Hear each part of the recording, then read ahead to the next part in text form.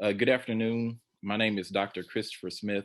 I have the pleasure of serving as Dean of Student Services at the University of Arkansas Hope Texarkana. And for Black History Month, the institution's Chancellor's Taskforce on Diversity, Equity, and Inclusion decided to host a virtual lunch and learn. And today's special guest is Dr. Kenneth Barnes. Uh, Brief information about Dr. Barnes: he received his bachelor's degree from UCA and then studied for his master's degree in European history at the University of East Anglia in England. Afterwards, he received a PhD in history at Duke University. He's taught at several institutions such as Concordia University in Chicago and the University of Southern Mississippi before coming back to UCA, where he's been a faculty member since 1992. Dr. Barnes has written several books, and today's presentation, he will discuss the history of racial injustice in Arkansas. So, ladies and gentlemen, please join me in welcoming Dr. Kenneth Barnes. Thank you, folks, and I appreciate the invitation. I don't get down to Southwest Arkansas that often, so I'm really pleased to kind of get the message out about some things related to the Black history of Arkansas to an audience down there. So pleased about that. I'm going to go ahead and pull up my PowerPoint and get started here.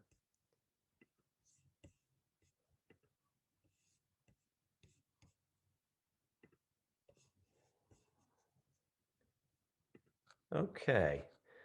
See my topic today. I'm going to basically do an overview of a history of racial injustice in Arkansas, going back to the beginning. And so I'll just go ahead and begin. Actually, probably racial injustice began with slavery in Arkansas, and that goes way back. I actually say here it began with the French in 1740. We know that the French, when they came into what will become later Arkansas, had some slaves as early as 1740, but I actually didn't think until I was preparing for today that really the history of slavery in Arkansas would go back to De Soto when he came with his Spanish expedition in the 1540s. I know there were, in fact, some slaves, black slaves, and some free black men in his brigade that came into Arkansas in the 1740s, but left. French came back in the late 1600s, and we know they had slaves by 1740 or so. But really, the history of Arkansas in the slavery days is pretty much like other states. I don't think there's anything that distinguished about it that would make it qualitatively different than other states. One difference in issue that kind of makes Arkansas unique is that on the eve of the Civil War, Arkansas was the only state in the Union that expelled by law an act of the General Assembly, which is in session now in Little Rock. In 1859, the General Assembly of Arkansas passed a law that expelled all free black people from the state of Arkansas. They either had to leave Arkansas if they were free and black, or they would risk being taken back into slavery. And so there was an expulsion of around 600 black people. We think numbers are a bit imprecise. That happened in effect of January 1st, 1860. Of course, the Civil War is going to come along the next year, and it makes some of that a bit moot. We don't know too much about what happened to those folks, but it's a very interesting feature that Arkansas, of all states, expelled its free black population by law on the 1st of January, 1860. When the Civil War comes, just the next year, Arkansas was a bit more ambivalent about its situation in regards to the war and secession than perhaps we might think, given we know it will secede and be one of the slave states that joins the Confederate States of America. But actually, there were fewer slaves in Arkansas than in other southern states. The slave population was in 1860, as you see, there were 111,000 slaves, and that was about 25, 26% of the population of Arkansas. And of all the southern states, only Florida had a smaller number of slaves than did Arkansas, and a couple of states that will not secede and stay within the Union, Missouri and Kentucky actually had more slaves than Arkansas. So I think that may be a feature of Arkansas's population was relatively small, but it was not a predominantly slave state when the Civil War hit. And I think partly because the slavery was not that well established in Arkansas as compared to some other states, there was some ambivalence about whether Arkansas even would secede and join the Confederacy. It missed the first go around of secession. In fact, there was a secession convention that happened after Lincoln was elected in 1861 in February, and it did not secede, and it didn't secede until the following April, when after the attack on Fort Sumter and the Civil War began, then Arkansas promptly seceded. But there was a lot more give and take on that, and a lot more division of opinion than I think people might uh, consider.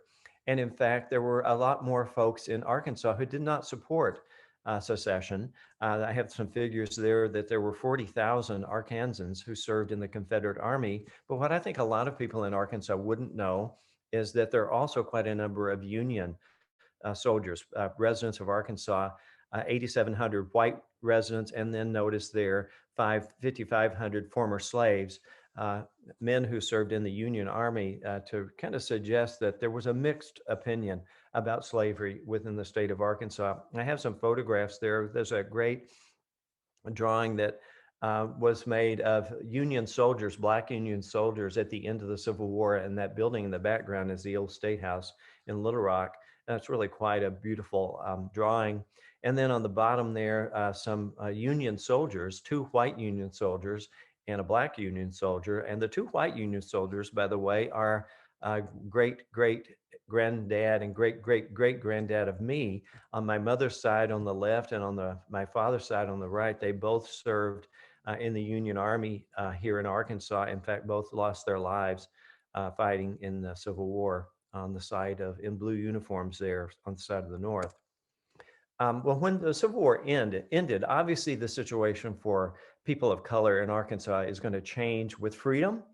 These amendments, the 13th that ended slavery, the 14th that gave citizenship to people of color, and then the 15th amendment that gave civil rights of a sort. I mean, it's not going to be lasting civil rights, but these are momentous occasions that are obviously changing things for people of color in Arkansas and in all these southern states, although there would be pushback.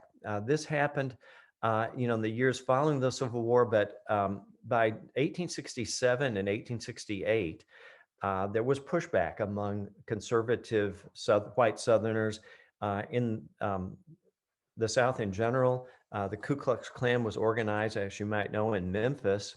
And at this first meeting in just a small room, there was a representative from Arkansas, and it became fairly well organized in Arkansas in 1868 and active. The Ku Klux Klan in its original incarnation, as the drawing you see here illustrates, was designed to terrorize Black people, basically for political reason, to terrorize them, to keep Black men from registering to become a voter. And this is at a time when if someone was a former Confederate, they couldn't vote. And so um, Black men with these amendments were able to vote, and the Klan was trying to terrorize people to keep them from going to register to vote, or if they had registered to vote, to keep them from actually voting when the elections came along. And so really there was a bit almost of a civil war that took place in Arkansas in 1868 between the Ku Klux Klan and the governor of Arkansas, a man named Powell Clayton, who was a kind of classic carpetbagger from Pennsylvania, had been an officer in the Union Army who had settled with his family in Arkansas. And he's going to call out the militia. Actually, he calls for a large part of Arkansas, puts it under martial law. And we're going to have for several months in Arkansas basically a battle between the Ku Klux Klan and this Republican militia of the governor. Uh, Powell Clayton of Arkansas is sort of considered by historians to be singularly effective of all the Southern governors in stamping out the Klan because he was willing to call out the military to do so. In other states, governors did not do that.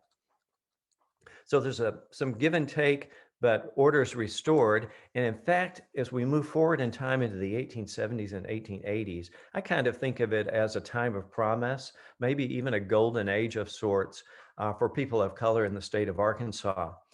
The gains that have been made in the Civil War are going to be kept. Even at the end of Reconstruction, Black men are going to continue to vote. And in fact, in some counties of Arkansas that have Black majorities, like along the Delta and the Mississippi River area, Black men served as officers, held county offices, served in the state legislature representing Phillips County and other counties that have Black majorities. So basically, it's a time of promise for people of color in the 1870s and 1880s. In fact, things in Arkansas were probably better than they were in other parts of the South. There's going to be a large migration of African Americans from other Southern states, particularly from Georgia and South Carolina. I would say that a lot of the people of color in Arkansas today, if you traced your family history back, likely came to Arkansas in the 18, their ancestors came to Arkansas in the 1870s and 1880s from likely Georgia or South Carolina. Quite a number came from Tennessee as well. I know that's particularly true here in central Arkansas, the Arkansas River Valley, and in the Delta region. It's a time when institutions for Black people began to be set up, like I used as an example, the picture there of Arkansas Baptist College and other colleges like Philander Smith, a shorter college in Little Rock, that are founded with other kinds of institutions to serve the needs of the Black community. The photograph that you see there in the upper right is of a professor at Philander Smith College and one of his students and some others. The woman that's on the lower left had just graduated from what's today University of Arkansas at Pine Bluff, a school teacher, and they were heading off to be missionaries to Africa, posed on their way in New York City for this photograph. But look how well dressed they are, educated, respectable, and that's really suggests the kinds of opportunities that existed in the 1870s and 1880s for people of color here in Arkansas.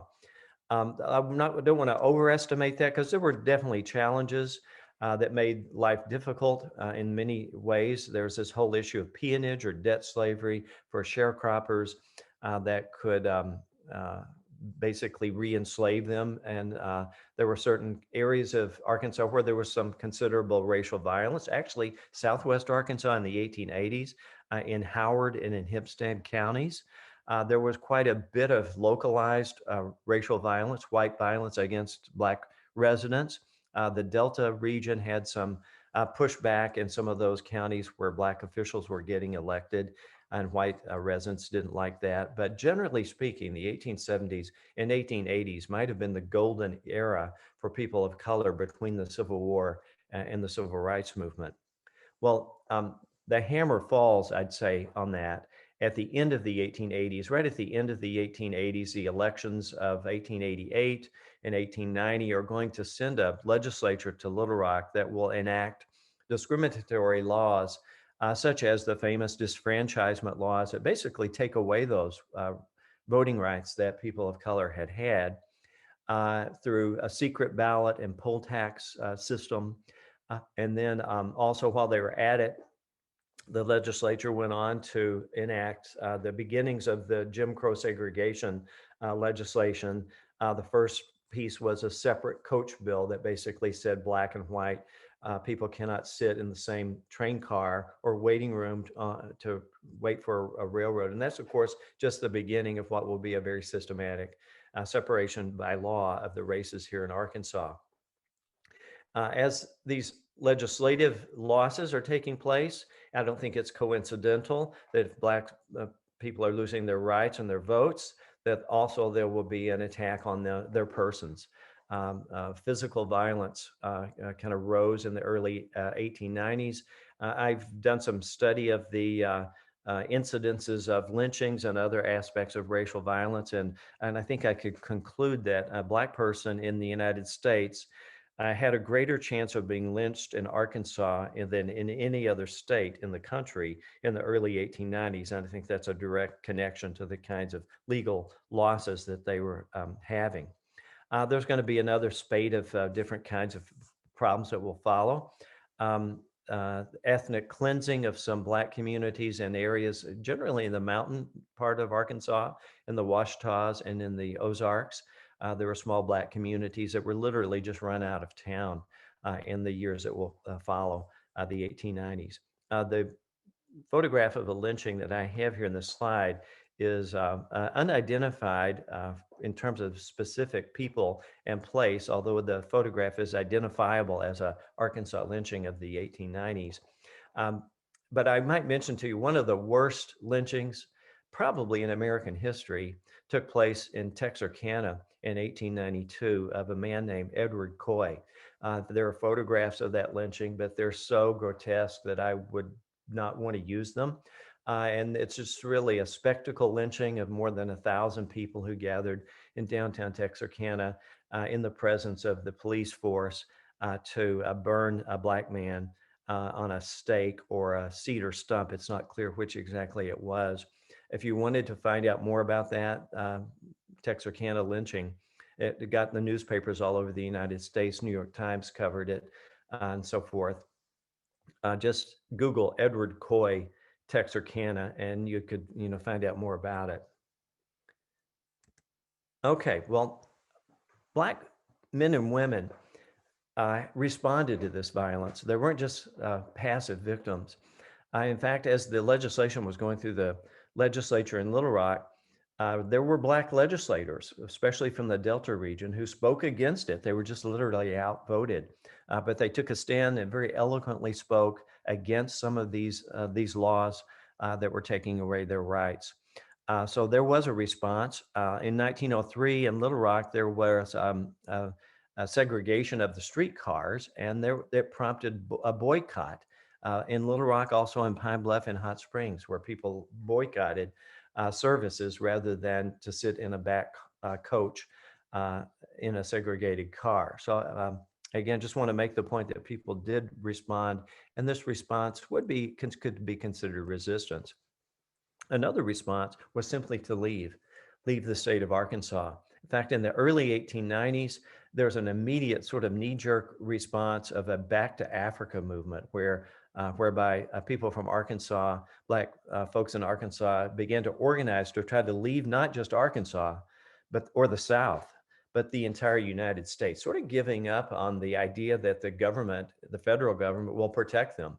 And they chose as a destination Liberia in West Africa, Liberia that had been organized, set up as a place to receive people of color from the United States way back in the 1800s.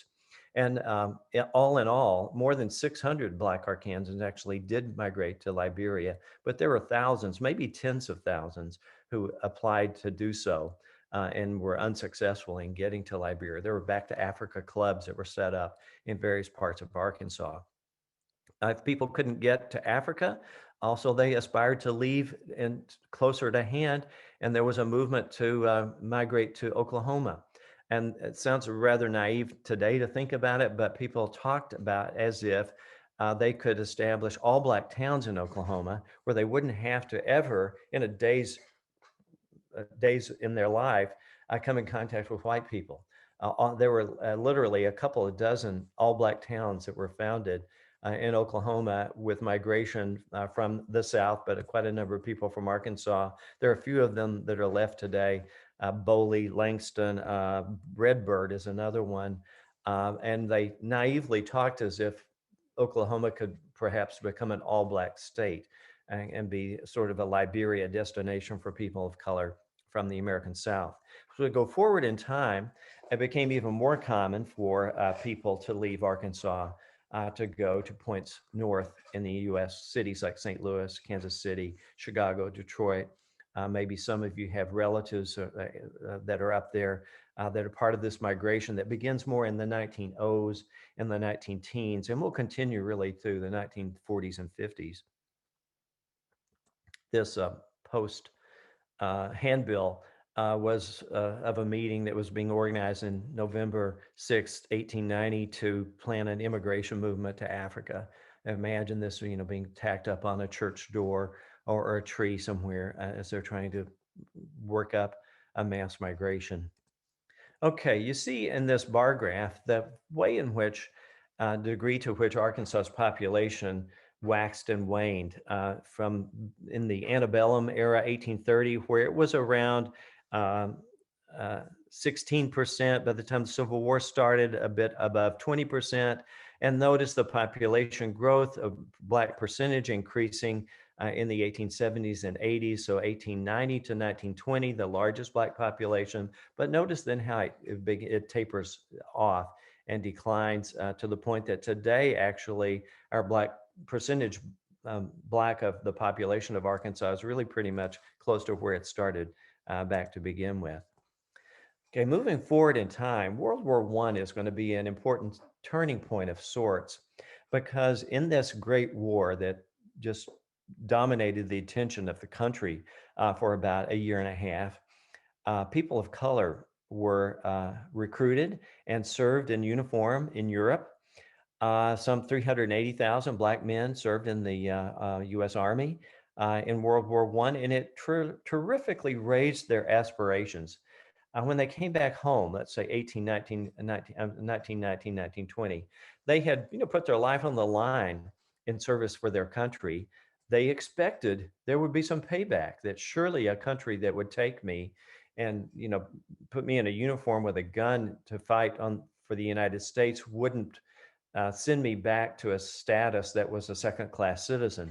So aspirations were raised, but yet when people came back throughout the country, they came back to a situation, a status quo of Jim Crow that they had left. And there's going to be riots that break out and racial violence back and forth in a number of different locations in the United States in the years immediately following World War I. Places like Washington, D.C., Omaha, Nebraska, Knoxville, Tennessee, Chicago, Illinois, Tulsa.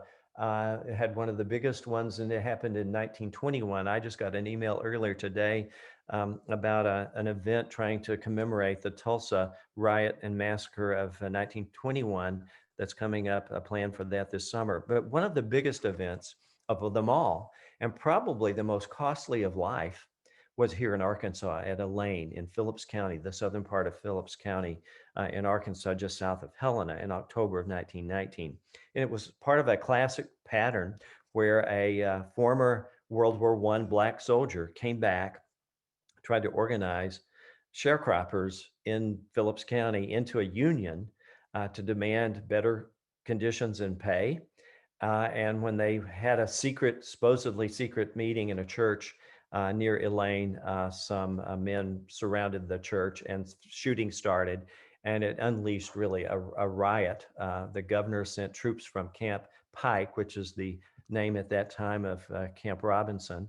If you can imagine, soldiers who'd come back from World War I still in uniform at Camp Pike being sent down there with machine guns. And you see in this photograph here, camping out there in Elaine, they put a machine gun position on a building in downtown, the courthouse, I believe, in downtown Helena. And it became just basically like a shooting gallery. And somewhere around 200 Black men and women were killed in this massacre, but we really don't know the numbers. It's a bit uncertain. There are estimates that range as high as 800, although we don't know with certainty. 200 is probably a pretty good estimate. So tremendous problems showing that we're still in a time of trouble here as we're moving forward in time after World War I. Well, that leads us into the 1920s when the Ku Klux Klan is reorganized. It's almost a totally different Klan, just has the same name and a lot of the same rituals and costumes as the earlier Klan, but it becomes a huge organization in the 1920s, and it's going to be extremely active in Arkansas. Of course, we know about the Klan. We think of it as from its earlier incarnation and its more recent incarnation in the era of the Civil Rights Movement as being a racist movement, and certainly it was that. One of the founding principles of this Klan was white supremacy. But in Arkansas, as elsewhere, they also targeted Catholics, Jews, immigrants, and people who were just generally more immoral, considered that moonshiners, bootleggers, wife beaters, and that sort of folks. But a very, very active organization all throughout Arkansas in the 1920s that's going to have this racist component to it. I've just written a book about the Ku Klux Klan in Arkansas in the 1920s. It's coming out in March. And in the process of my work, I found at least 152 chapters of the Klan organized in different parts of Arkansas. The next slide's a map that will show you where some of those were. Prescott, you see in that photograph that I got from the museum in Prescott, was the number 9. They numbered them consecutively from the order of founding. Little Rock was number 1. Hope was number 8. Prescott number 9. So some of the earliest and most active ones were in Southwest Arkansas. Also might note that um, that should say in 1922, Little Rock became the headquarters of the women of the KKK. After the men's organization was uh, very well organized and successful, a women's version of the Klan was created, and it had its headquarters in Little Rock. And as you see here, the Arkansas woman that was the imperial commander of it, her name was Robbie Jill Comer. Here's a map that shows the Klan chapters that I've identified. These are ones that actually had charters and were officially organized. And you see from Texarkana, almost like a whole slew of them going from there to Little Rock. That's sort of like the route of the train line, railroad line. But it was very well organized in Southwest Arkansas. Um, I would generalize that the worst years of racial violence in Arkansas were between 1890 and 1927. Obviously, the Klan's going to give a shot in the arm and that kinds of being organized racism. But sort of what I call a bookend to this worst period was a grotesque lynching that happened in Little Rock in May of 1927, about as grotesque as that one that happened in Texarkana in 1892. This one was of a man named John Carter. As you see the photograph there, he was lynched outside of town. He was accused of physically assaulting a white woman and her daughter, but it's not clear that he actually had done that. There's some uncertainty about the circumstances of the lynching, as is the case with many of them. But nonetheless, a mob of men from Little Rock captured him, strung him up to a telephone pole, as you see there, and riddled his body with bullets. And then they took him on top of a car, tied him on top of a car, took him into Little Rock, paraded him around the city, and took him to the corner of 9th and Broadway in Little Rock, which is sort of like the center of the Black business district, where they burned his body with a big bonfire. They actually took pews out of the Bethel AME church that was catty corner to that intersection and burned them in a big bonfire. It was so grotesque and so widely covered in newspapers all over the United States that it began to give Little Rock some bad press and actually seemed to encourage some of the residents of Little Rock, more progressive minded people, to change things. And in fact, I would consider it to be a moment when the worst violence comes to an end. Obviously, segregation is going to remain, but there was some public repudiation of this kind of violence by leading citizens of Little Rock that also got national attention. Through the 1930s and 40s, up until the civil rights movement really begins to take off, some have argued that Arkansas was again a bit more progressive in that era than other southern states. I know probably the least about that time frame in Arkansas. If you wanted to follow up on that, there's a really good documentary that's been produced about Black life in Little Rock in the 1930s through the 60s, entitled Dreamland. The title comes from a building, a ballroom where jazz performers used to perform in Little Rock in the 30s, 40s, and 50s. It's really well done. If you see it passing by on AETN, it's Channel 2 here in Central Arkansas, but the PBS Arkansas station, definitely you might want to have a look at it. That brings us to the civil rights movement. I'm going to bring this to a close, and I'm not going to say much about the civil rights movement because I think it's the most known part of the story. I think it's hard to grow up in Arkansas or be in Arkansas and not know about the Central High event of 1957. And it's a much more complicated event, I think, than people generally understand, that there are lots of different people who contributed to the pushing of the envelope to secure civil rights here locally in Arkansas, as well as, of course, national circumstances with like Brown versus Board of Education, Supreme Court decisions, federal actions, and so forth. But it's obviously an event of great significance that is going to truly change things um, for those on this side of that civil rights movement of the 1950s and the 1960s. I would say, however, as we move forward in time, that maybe it's been less successful than we used to think. I'm a Arkansas native who grew up in the 1960s, and I can remember when my school was integrated between first and second grade. All of a sudden, in second grade, there were Black kids in my school that weren't there in first grade. And I think as a white man growing up in Arkansas in the 60s and 70s, I somehow thought, okay, we're post civil rights movement, that we're past that. That's a historical moment. It's the kinds of things I've talked about are over. I think as we have moved forward in time, we I can say I and probably many others have become more aware that the problems didn't just simply go away, but they changed.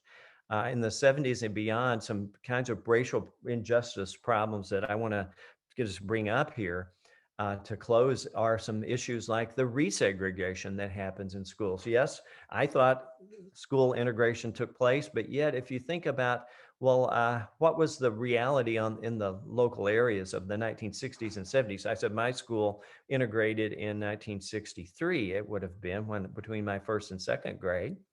But it took until the late 70s before all of the schools in Arkansas were actually integrated. I have a friend who lives here in Conway who's from Hempstead County, grew up around Yancey or Ozan in northern Hempstead County. And she told me that she graduated from an all Black school, an all Black class of 23 people in 1979 in Washington, Arkansas. And that's where the school was Lincoln School, a school for Black kids that had been founded during the Civil War. And up until 1979 was an all Black school. That kind of blew my mind because I had thought that by 1979 there would be no more all Black schools in the state of Arkansas. So uh, integration was slow to accomplish. Didn't happen boom in 1957 when Central High was integrated. It's going to be incremental. And then as it was happening, there was also a resegregation where private schools began to open up in many communities to the effect of, like the bullet that I have there that shows that the Little Rock School District that was 70% white in 1963 to 1964, the year that my my school integrated, is now 19% white. So schools have, in many parts of Arkansas, resegregated. And then part of that story is, of course, neighborhood residential resegregation. The example I'm using there is Pine Bluff went from being 41% Black in 1970 to 77% Black now. So some of the school segregation is following residential segregation, people moving away from one area of the state or outside the state entirely, and leaving behind in the wake of that sort of more segregation than had existed in the era, before the civil rights movement. Another consequence I'd just bring to your attention is going to be economic injustice or disparities between the races in Arkansas. The map that I have there on the slide shows with color there the counties that are in green below have a higher percentage of people below the poverty level. The gray are the least percentage, and then the green, and then the dark blue there being the counties with the highest percent um, below poverty. And if you know the geography of Arkansas, you would know that those counties from Lee County to Chico County along the Mississippi River are counties that are Black majority.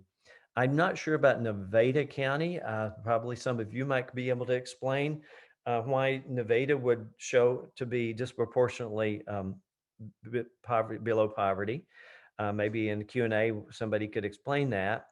And then the last issue I just bring up that we're seeing as a pattern of racial injustice is in the criminal justice system, where with this little factoid, Black people in 2017 were 16% of the state's population, but 41% of the prison population. I'll let that speak for itself. So I guess I'm suggesting to you that I, and perhaps lots of people, are beginning to realize that the civil rights movement didn't solve things. Maybe many of you in the audience today were much more aware of that than was I.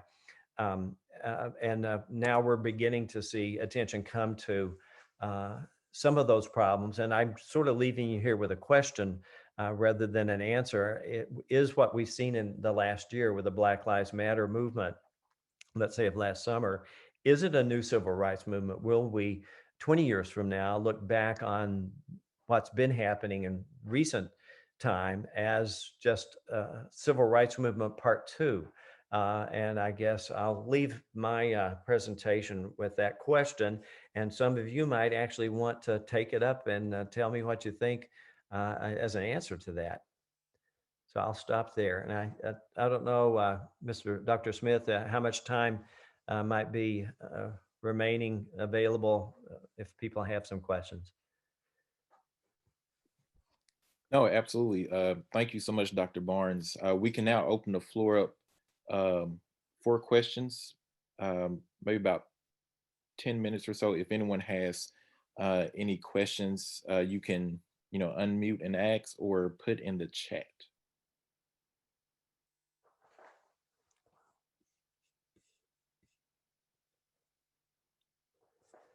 Dr. Barnes, thank you very much for your wonderful presentation, very informative. I had a question regarding the communities, Mena, Cotter, and Harrison, who expelled their Black populations. Those, as you noted, were all mountain communities. Why do you think those communities did that? Is that because the population of the Black people was so small it was possible? But I also know those were the pockets of the most Union support during the Civil War as well. I was wondering if you might talk about that. That's a really good point, that something had happened in the mountains between the Civil War and, let's say, 1900. And I think even people might have forgotten to some extent, to the degree which their parents or grandparents might have fought against the secession and for the Confederacy. But that sort of the culture of racism that was partly created by legislation had trickled down to be a controlling, factor in people's, mind by 1900. And then, like you say, I think you've hit the nail on the head. It was just possible to do in those communities where it would be a very numerically small Black community that might not be essential to the labor force. It would be a big deal to expel Black people from Jefferson County or some of those counties where they form the basis of the labor force, let's say in the cotton fields, but in a place like Mena or Mountain Home or Harrison, it could be done without a great deal of economic consequence, by the white population. All right. Okay. Dr. Barnes, we have a question in the chat. Is there any speculation about why in the 1860s, Blacks were just 25% of the population, but 40% of the Union Army? Well, it would be 40% because they would have certainly a great deal of motivation to want to fight in the Union Army, because many of them had freed themselves. But when the Union Army might have come into Arkansas, ran away from the plantations to the Union Army. So I think part of it is just the circumstances that would be at play there, that, as the Union Army entered the state of Arkansas in 1862, literally, Black men were voting with their feet by leaving. And where would you go? For safety's sake, you needed to go to the Union Army. And then, of course, it would be easy for them to join the Union Army, by proximity there. But that is a good point to note. The only state that had a larger number of Union soldiers than in the Confederacy than Arkansas was Tennessee. And again, I think the mountainous nature, it was more from the Appalachian, Smoky Mountain areas where the larger number of Tennessee Unionists were living. Okay, thank you. Hi. And oh, go ahead. I'm sorry, I was going to say something. I know when I was a kid, you know, the doctor's offices and all that had segregated areas. And I always thought it was odd. My parents would just say, they're sicker than you are. And, you know, they kind of hid things. But when I was, I guess, in the 7th grade, and segregation really started changing, I didn't see as much of a problem as we have now back then.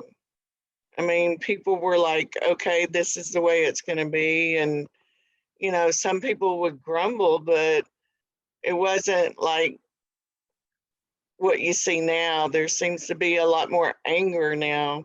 Mm-hmm. And I don't know if it didn't really change, and maybe I was just in a little bubble, or what the problem was.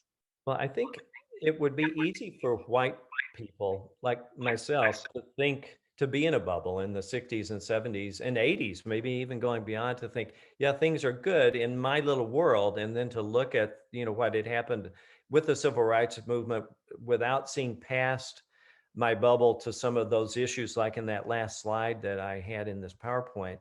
And then also, I think the 1960s were a period of heightened aspiration where people really thought, okay, things are getting better and they're going to get even more better. And it might be down the road a while before people began to, find the discouragement that, would be more evident in more recent years. But, I think sometimes we don't talk enough to each other, even about our own experiences. I've talked a little bit about my personal experience growing up as a white kid in the 60s and 70s. I had a person that I worked with in my department who had gone through integration on the other side in Conway in the late 60s. And I learned from what she had to say about her experiences of losing her school and having to go to the white school, and sort of losing the identity in the neighborhood, all kinds of negatives that were associated with that transition that I hadn't really sufficiently understood, because we haven't had enough conversation with each other, I think, about our own experience. So I think a lot of it comes from where we were looking at things, from our own perspective. Thank you. And Dr. Barnes, we have a comment. Potlatch closed which is in or was in Miller County. Nevada County, closed, and many people left Nevada County due to lack of jobs. The IP closures at Camden, which is, I believe, Washita County, also impacted them as well. So I think that may have played a great part in the higher poverty rates for Nevada County. Yeah, that's interesting. And Dr. Barnes, it's notable as well. We have a grant program, Career Pathways. Our director is actually on the Zoom, but the colleges that got that grant to serve, all the colleges were the 20th lowest income counties in Arkansas. So in addition to Nevada, Hempstead and Lafayette also made that list. And if you drew a diagonal from Blytheville to Texarkana, I think all 20 of those counties fall south of that line, with the exception of 2 were north of that were isolated mountain counties. And so many of our surrounding counties just barely missed out on hitting that 30% mark. I think Lafayette's 28 or 29%. So I think it's a issue of the regional economy and low wages in the southern half of the state. Mm-hmm. Yeah. Oh, thanks. You helped me understand the map a little better.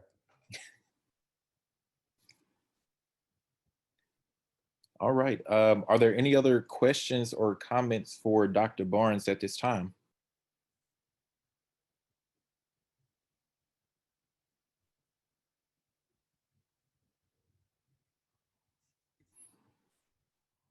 This was awesome. Yes, it was.